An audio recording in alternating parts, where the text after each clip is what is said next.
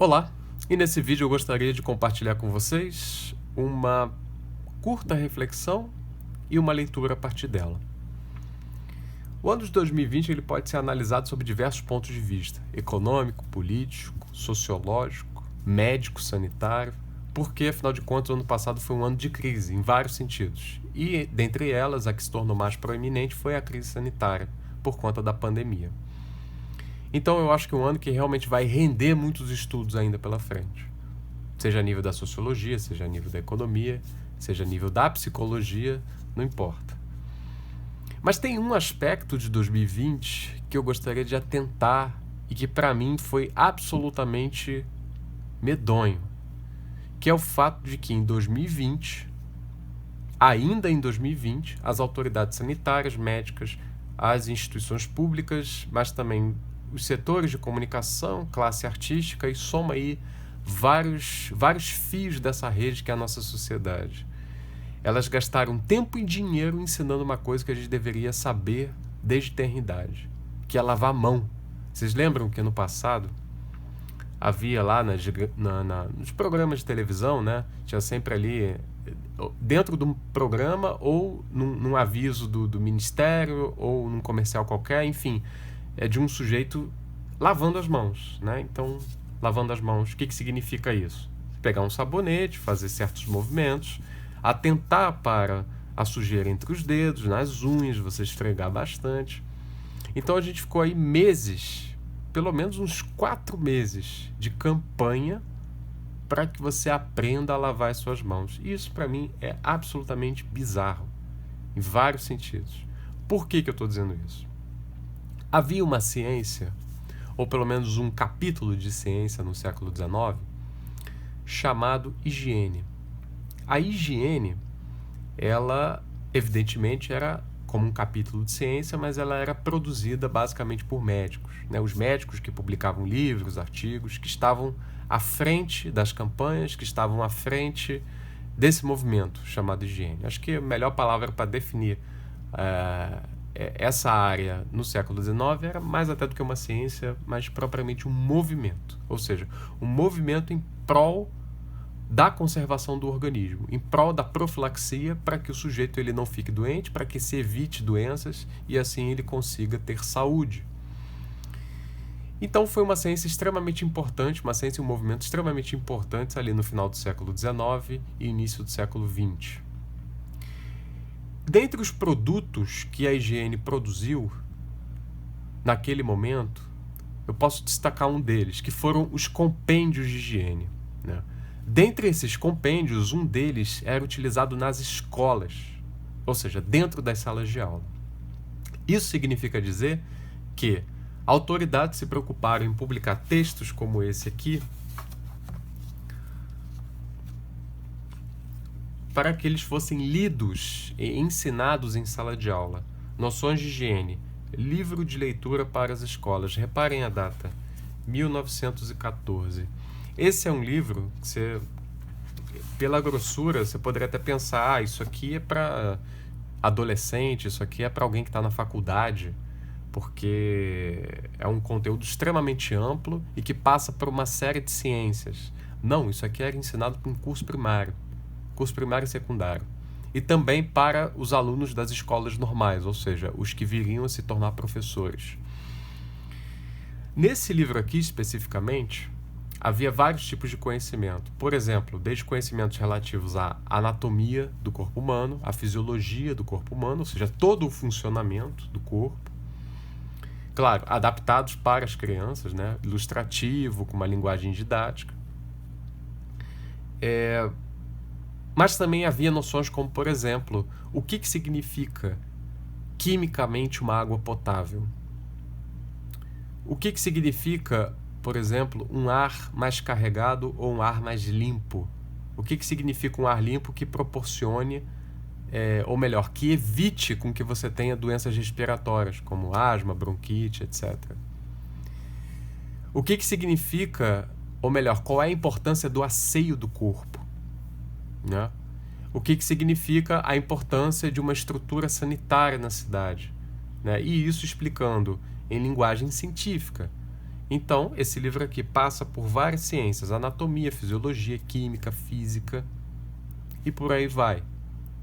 Biologia, isso tudo ensinado para as crianças. É uma espécie de livro que era ensinado numa disciplina de ciência, numa disciplina de ciências naturais nas escolas, dentro do currículo daquela época. Mas eu queria destacar apenas desse conteúdo enorme e que era lido para as crianças e elas eram obrigadas a aprenderem esse conteúdo aqui. Eu queria destacar um conteúdo que está aqui na página 477, que é justamente o do asseio das mãos. Eu vou ler para vocês o que em 1914 uma criança desde pequenininha deveria aprender, porque os médicos atentavam para a urgência que é: meu filho, lave as mãos, porque você pode se contaminar, você pode pegar uma doença e aí você pode morrer ou ficar internado no hospital e ter um sério problema. E no asseio das mãos disse o seguinte: exigem um escrupuloso asseio de decência e de higiene.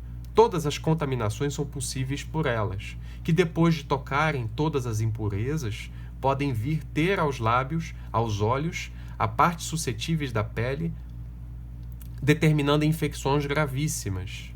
Basta citar alguns exemplos. Está hoje averiguado que indivíduos doentes outrora de febre tífica, disenteria, cólera, continuam a abrigar em seu organismo germes dessas doenças, já não virulentos para o hóspede, que os elimina cotidianamente pelas fezes e urinas, capazes certamente de infectar outras pessoas não imunes.